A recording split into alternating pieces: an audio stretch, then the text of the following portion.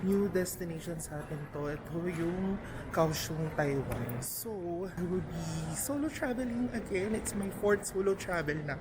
And guys, oh my gosh, first solo travel ko besides Thailand. Yung first 3 solo travels ko kasi Thailand siya. So, first time ko ngayon mag-Kaohsiung.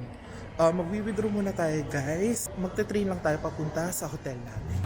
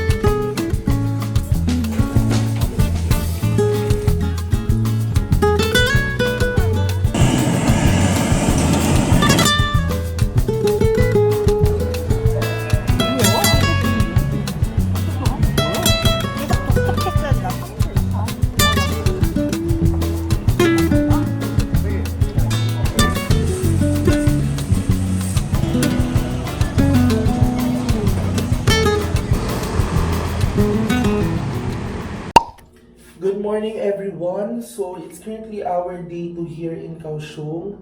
And ayun guys, right now, yung agenda natin for today is puntahan yung mga dapat nating puntahan dito sa Kaohsiung. So try natin i-squeeze in one day yung mga dapat puntahan dito sa Kaohsiung. Pero right now, ayun, medyo maaga tayo nagising guys. Actually mga 7:30. 8 o'clock yung alarm ko, 7:30 nagising na tayo. Medyo maaga pa naman, actually mga pa-9 pa lang. So magbe-breakfast muna tayo guys. Update ko na lang kayo guys kung ano yung mga ganap natin for today.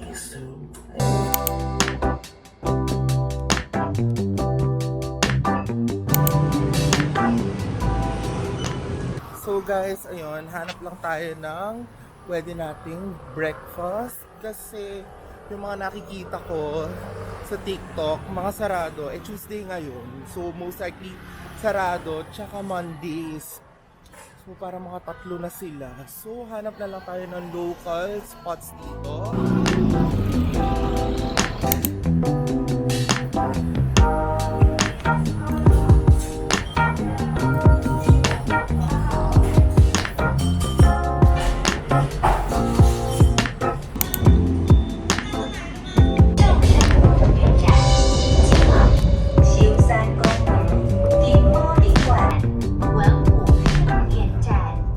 Guys, grabe, layer pa. Grabe, sobrang init ngayon. Right now, basta ikuti lang natin. By the way guys, we are riding the LRT Green Line and sobrang scenic ng view. So, sobrang ganda nito, sobrang sulit. Ang lakas ng aircon. Ito lang talaga yung habol ko rin ngayon, yung aircon. Ang lakas. Sobrang pawis ako.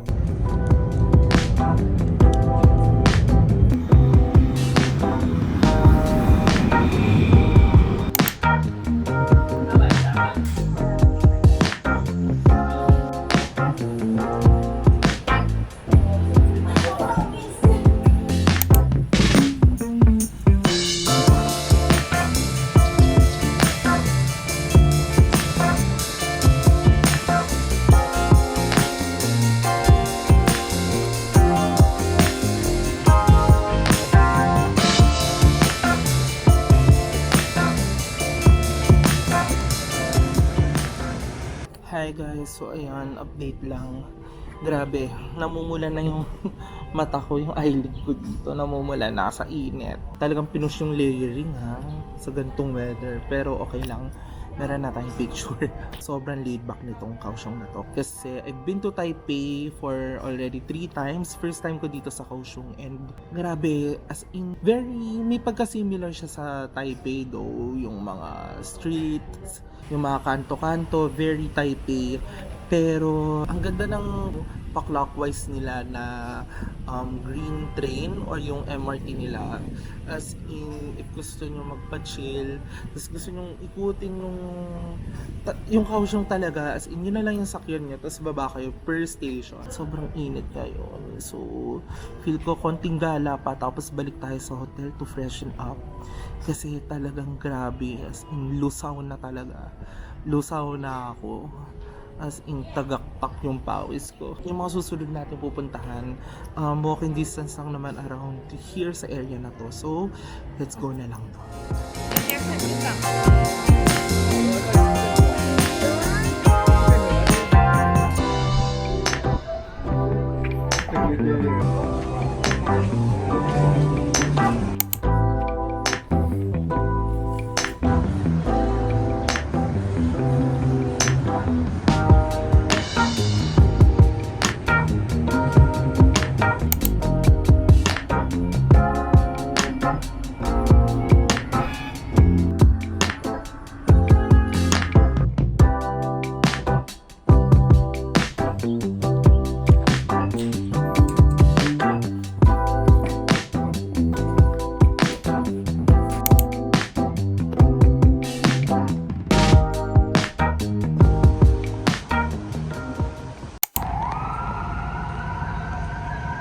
Good evening guys. So, for tonight guys, ayan, kakatapos lang natin magpahinga sa hotel.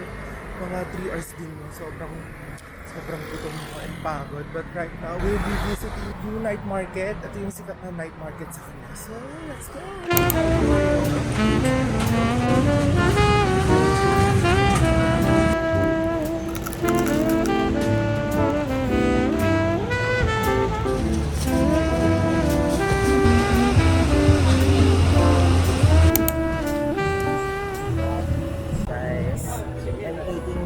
All by myself. 80 and 80. So, super mura. At least ang dami ng sulit.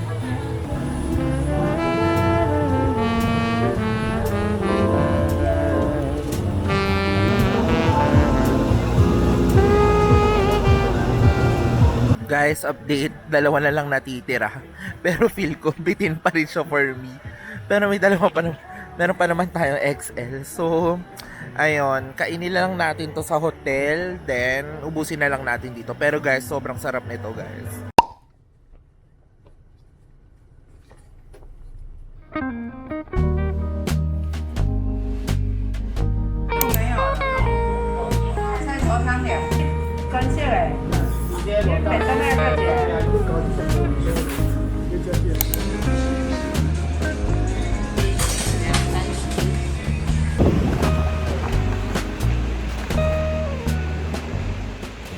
Okay guys, so nandito na po tayo sa isa sa mga sikat na landmarks dito sa Kaohsiung. Ito yung Dragon and Tiger Pagodas. So, medyo malayo siya from the city center or yung Kaohsiung main station. So, ang ginawa ko na MRT na lang ako and from MRT na Uber na lang ako kasi medyo mahal siya kapag sa hotel mismo or sa pinanggalingan ko. So, yun na lang. Kasi from the nearest station here, parang mga 30 minute mo sobrang init ngayon. Like 1 PM ngayon guys. So, imagine mag-Uber na lang kayo. So guys, dito may kasabihan yung mga locals dito na enter the dragon dyan, tapos exit the tiger. So, bakit? Dahil naniniwala yung mga locals na nag-aalis siya ng malas at nagdadala din siya ng swerte and protection din sa mga buhay nyo guys.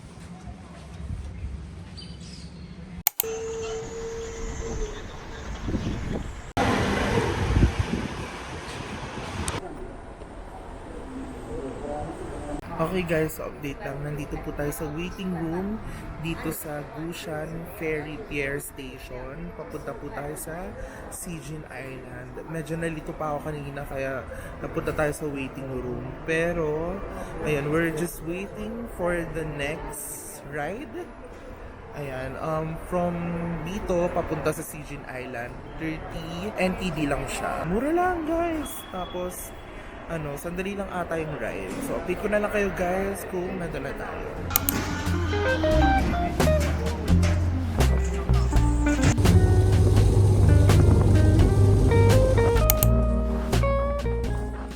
Okay guys, hello! So, nandito na po tayo sa Sijin Island and ayun, short ferry ride lang siya, mga 5 minutes or di ako sure kung nag 5 minutes mo pero sobrang sandali lang and we're here. So guys, may option ka na mag-rent ng pedicab doon, as in paglabas mo ng station meron. Pero sa first natin pupuntahan, ito yung lighthouse.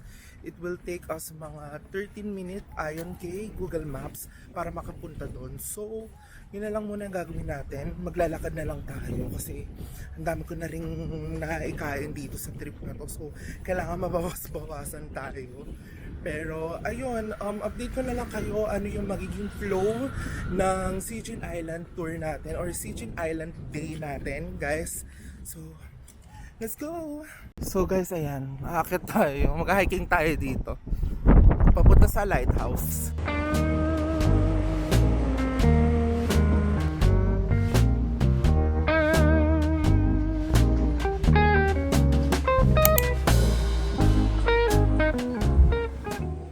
Okay guys, so nandito tayo sa ilalim ng malaking puno kasi sobrang init. Sobrang init tapos grabe, pawisin ako 'di ba? Wala akong baong shirt. Punong-puno na ng pawis ng polo ko. Nakakaisang location pa lang tayo guys. Diyos ko po. Ito lang ako papalamig. So far guys, itong Kaohsiung na to, ayun nga, as compared to Taipei, mas laid back siya. Sobrang tahimik. Sobrang linis, sobrang efficient ng transportation. Same as Taipei din naman. And masasarap din yung mga food dito, guys. And yung mga locals dito, guys, wala pa naman ako sobrang na-encounter talaga or like kwentuhan with locals. Pero hindi, super safe dito, guys. As in, if gusto niyo mag-unwind, ganyan, and perfect din siya sa mga first time solo travelers. So, if you want to solo travel, pwede nyo makonsider to. Super, basta, ang dali lang niyang ikutin guys, sobrang dali lang. And maganda yung March, actually, kasi hindi maulan, although Pilipinas weather, alam niyo na. So, parang pa-summer na din ata dito. Tapos guys, di ba nakwento ko sa inyo, 4th solo travel trip ko na to. So, yung 3 previous trips ko, puro siya Thailand. Sobrang na-enjoy ko siya. And I'm here to encourage you guys to try at least once, kahit isang beses lang na mag-solo travel sa buong buhay nyo kasi ang dami nyong matututunan talaga, like how to be independent. Kumbaga napaplot ko yung mga dapat pang pwedeng i-improve sa sarili ko, yung mga ganun. Ang dami talaga, as in, na sobrang ini-encourage ko kayo guys, as in masaya siya. Yun nga lang ang tip ko, if you plan to solo trip, as much as possible yung sa bansang napuntahan nyo na, para gamay nyo na, gets ba? Like, hindi na kayo sobrang mahirapan. Itong Kaohsiung na to, first time ko dito, and medyo alam ko na kasi yung sistema ng Taiwan overall. Minsan, syempre, minsan nalilito ako, pero sandali lang yun, as sobrang dali dito sa Kaohsiung. Anyways guys, ayun, feel ko ang dami ko ng sinika. Ewan ko kung may sense ba yung mga pinagsasabi ko. Let's go to the next location na kasi di pwedeng masayang oras. So, let's go!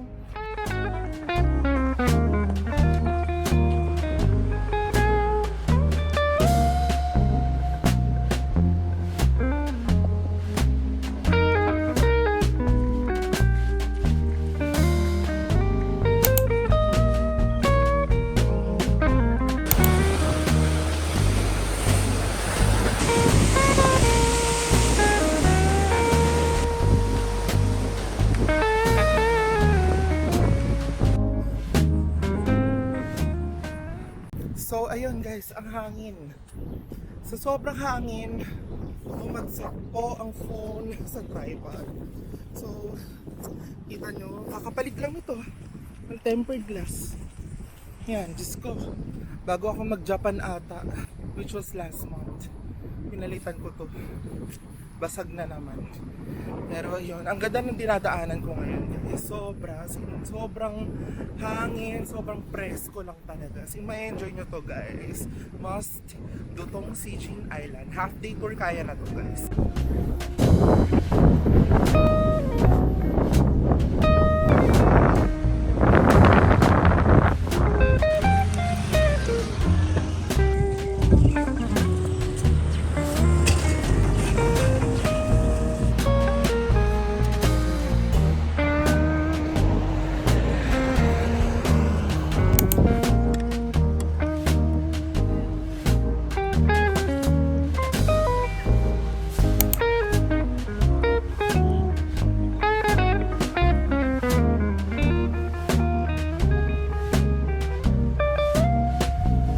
Okay guys, so ngayon nandito tayo sa Thank you.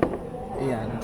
Okay guys, so nandito tayo sa isang restaurant. Meron silang Michelin Bib Gourmand status. Ito yung Bohong.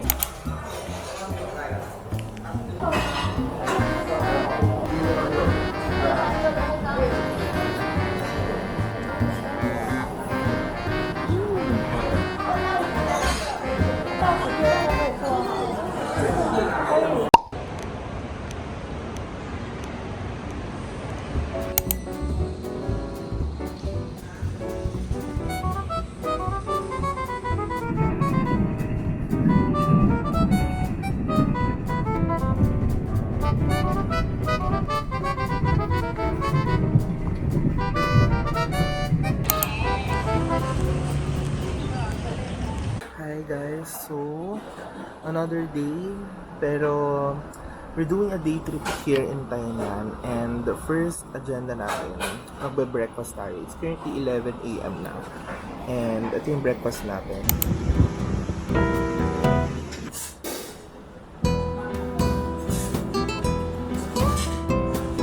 Harap dito.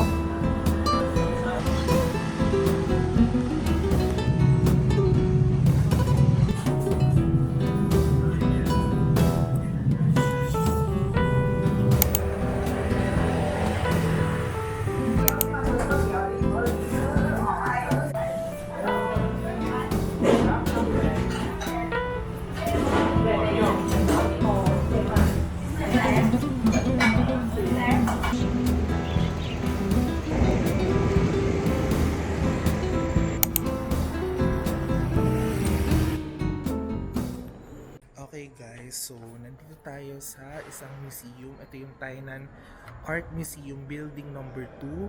So may building number 1 siya, katapat lang niya. So I bought this ticket for only 160 NTD. So pwede nyo nang puntahan both buildings. So ang bukas lang ngayon ay first floor.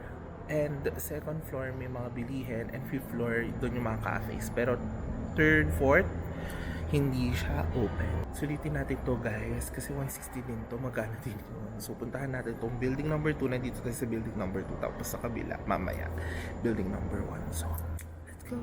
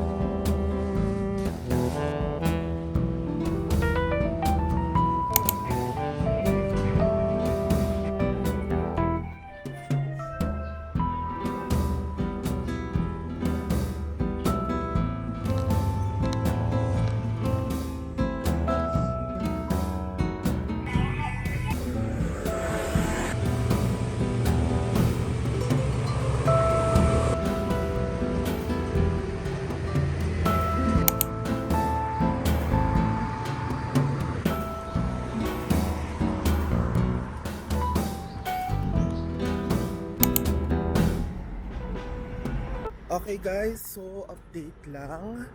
Ang dami na nangyari, pero hindi ko na masyado na vlog. Pero ayun, dito na tayo sa Kaohsiung. Actually kanina pa, naglalaba lang ako. Like, washing machine ko lang siya, hinito ko lang siya. But right now, hindi pa tayo nag-dinner. So, punta lang tayo sa malapit dito.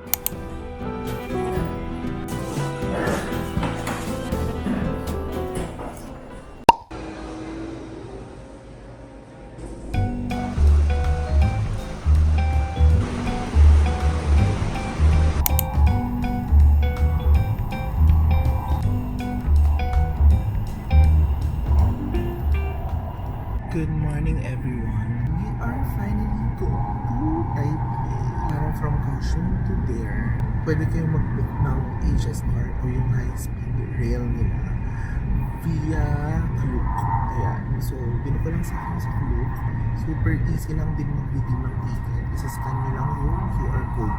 As in, super dali lang talaga. Parang mga almost 2 hours din yung biyahe. So, finally makakapag-rest na lang.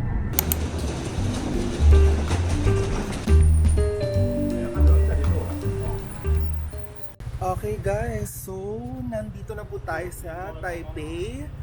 Specifically, we're staying around Ximen area. And mamayang 3 PM pa po yung check-in natin. Dumating ako dito mga 12. So medyo matagal-tagal pa. So ang gagawin na lang natin, ibutin na lang natin tong Ximen area na to. And may malapit na 7-Eleven. Halos katapat lang ng hotel and wala na akong pera. So, mag-withdraw muna tayo yung first agenda natin. It's cute. Ang cute ng 7-Eleven.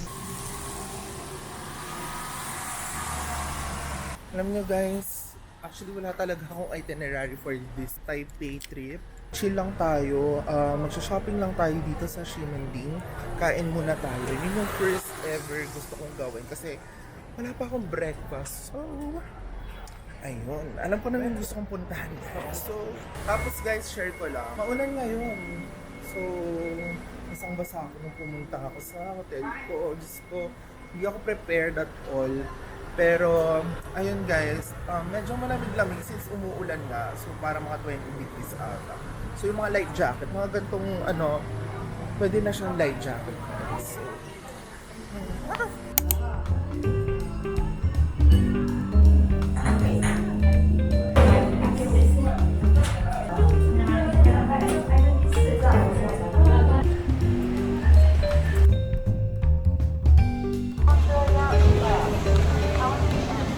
okay guys, so room tour tayo. Ganito lang siya kaliit guys. Kasi for single bed lang yung binook natin. Wala po tayong window.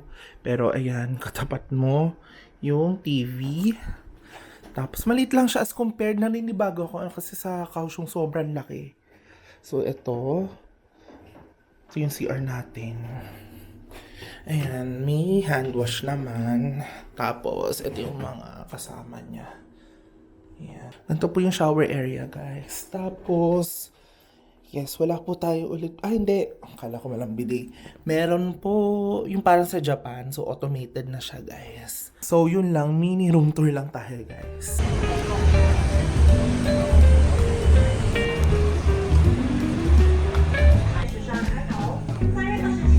Please confirm the item quantity.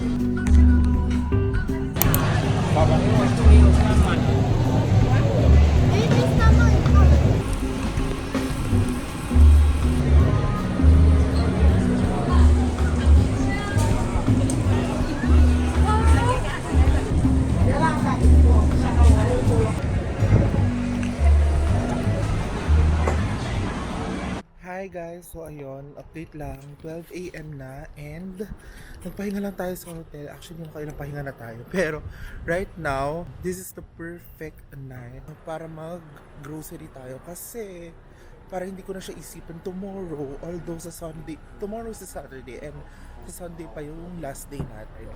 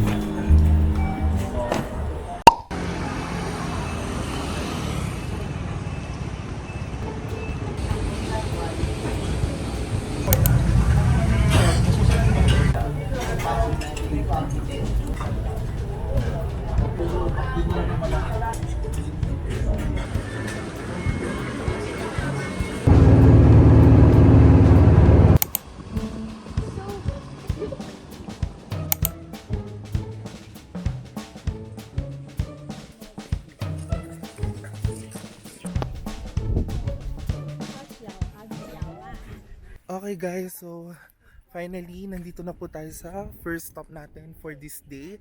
Ito yung Kintiangang Grassland. I don't know if I pronounce it right, but ayun guys, isa to sa mga famous landmarks or tourist spots here sa Taiwan. And madali lang naman papunta dito. Although nagkamali ako, actually medyo marami kami yung mga Pinoy na nagkamali.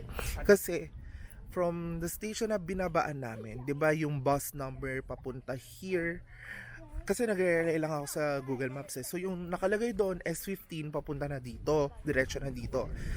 Yun pala guys, may bababaan pa kayong station na malapit dito. So malapit lang naman siya sa Grassland. Pero from that station na bababaan nyo, minibus pa kayo papunta here. So ang nangyari sa amin, so akala namin 'di ba diretso na dito. So bumalik yung bus pababa.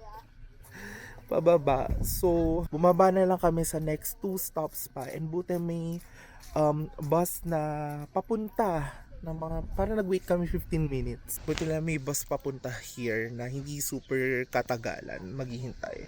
But anyways guys, ayun, finally dito tayo. Super foggy ngayon. So, I'm not sure if okay yung mga pictures, but ako nag-enjoy ako. Mali lang ako kasi naka-chinelas po tayo. Ewan ko ba? Ba't ako nag-chinelas? Pero, ayun, enjoy na lang natin to. Super ganda. And ang lamig na yun.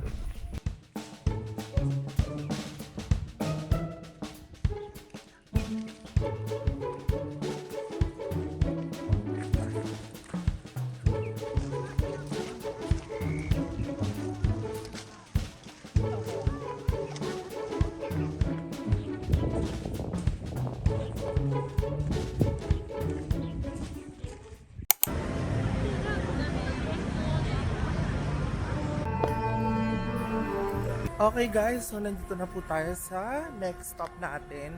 Ito yung Beito. So, kayang-kaya siyang pagsamahin with the Grassland kanina. Dalawang bus lang kayo guys, and nandito na po.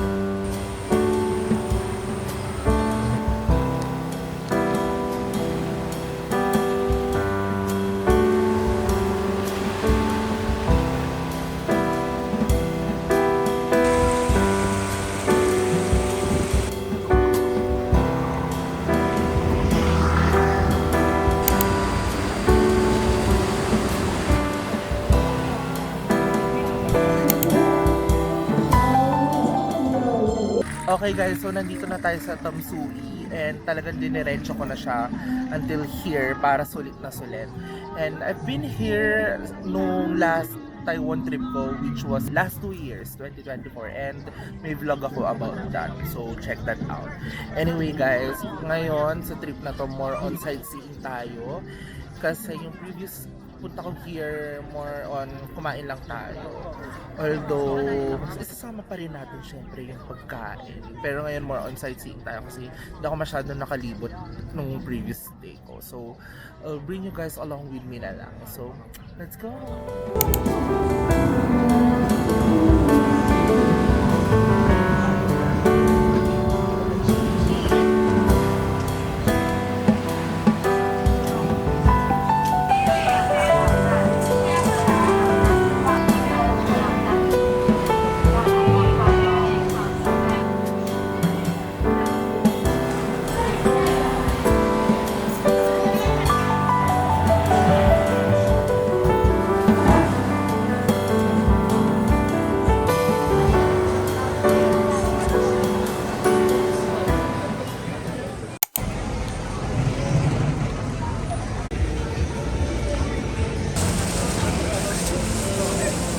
Okay guys, so nandito po tayo. Talagang humabol tayo. Last 1 hour.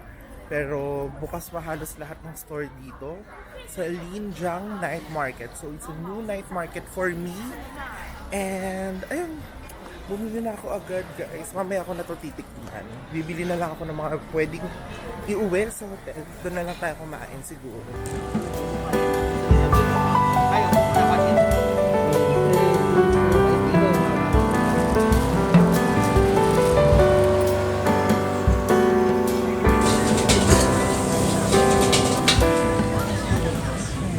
Good morning everyone. So today will be our last full day here in Taipei.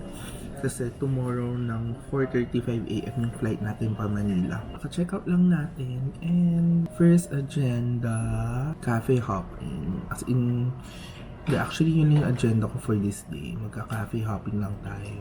Sa mga different neighborhoods, yung mga Zongshan, ganyan. Ayun, update ko na lang kayo guys kung saan tayo pupunta.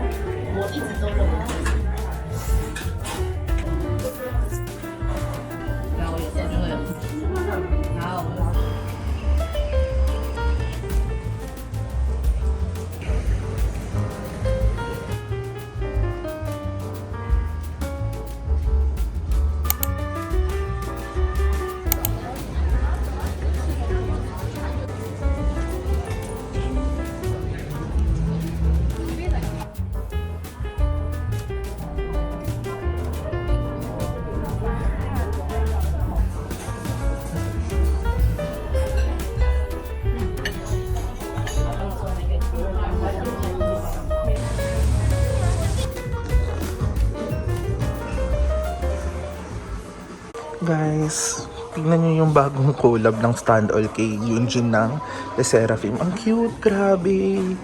Tagal ko na siyang pinag-iisipan.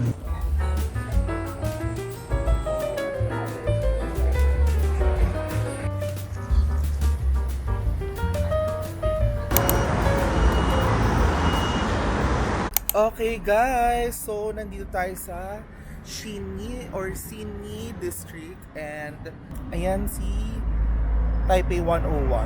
So, ang lamig ngayon guys. Hindi naman sobrang not cool enough for you to wear winter clothes. But, yung mga gantong dates din pala malamig. Malamig-lamig. Cool, presko yung hangin. Anyway guys, ayun, naghahanap lang ako ng perfect spot para makapag-picture sa Taipei 101. So, nakita ko sa TikTok, sa City Hall daw siya. So, parang it's a 7-minute walk. Papunta tayo doon guys. Alam nyo guys, favorite ko rin itong Xinyi District or neighborhood na to. Kasi, alam mo kahit busy siya, ang daming mga matataas na buildings, pero ang ganda niya. I mean, gets ba? Like, hindi siya masikip tignan. Very walkable. And actually, buong Taiwan naman ata, very walkable. Sobrang lalawak ng sidewalk nila, guys. So yun, since medyo patapos na yung travel natin, solo trip natin, ang masasabi ko lang guys, grabe. Super duper worth it na itry nyong mag-solo travel dito sa Taiwan. Kung gusto nyo, gawin nyo yung katulad ng ginawa ko, multi-city kasi yung binuko sa Sebpak, Kaohsiung tapos Taipei. Dito sa Taipei guys, malamig talaga dito, as in sobrang presko and grabe ang ganda talaga. And sarap-sarap lang balikan, sobrang dali, sobrang accessible ng transpo nila. Ang babait ng locals, hindi kayo sobrang malilito kasi sobrang dali mag solo travel dito sa Taiwan. So ayun, again guys, I am encouraging all of you sa mga nakakapanood nito, yung mga hindi pa nagsa-solo travel and may mga doubts na nakakatakot. I think katulad ng sinasabi ko, solo travel is a great skill or life test para sa atin on how to be independent. Ang dami mong matututunan sa sarili mo pati. Alam mo yung feel mo, kilala mo na sarili mo. Mas makikilala mo yung sarili mo once na mag-solo travel ka. And sobrang surreal lang talaga ng view ko guys. Ito. Ayan, ang ganda diba? Tsaka guys, kapag nag-solo travel kayo, minsan hindi mawawala, malilito kayo, especially if first time mo sa country or sa city. And yun yung magandang part guys. Masaya din malito as in, masaya din mawala. Kasi mas na-figure out mo, mas na-challenge ka. And ako, I love challenges. So, mas gumagana yung utak ko na paano ba to, ganyan. Hindi siya yung stress. More on, okay, dapat pala ganito, charge to experience, ganyan. Ewan ko kung may isa yung mga sinasabi ko. But, again, guys, you should try solo traveling. Ang fulfilling niya.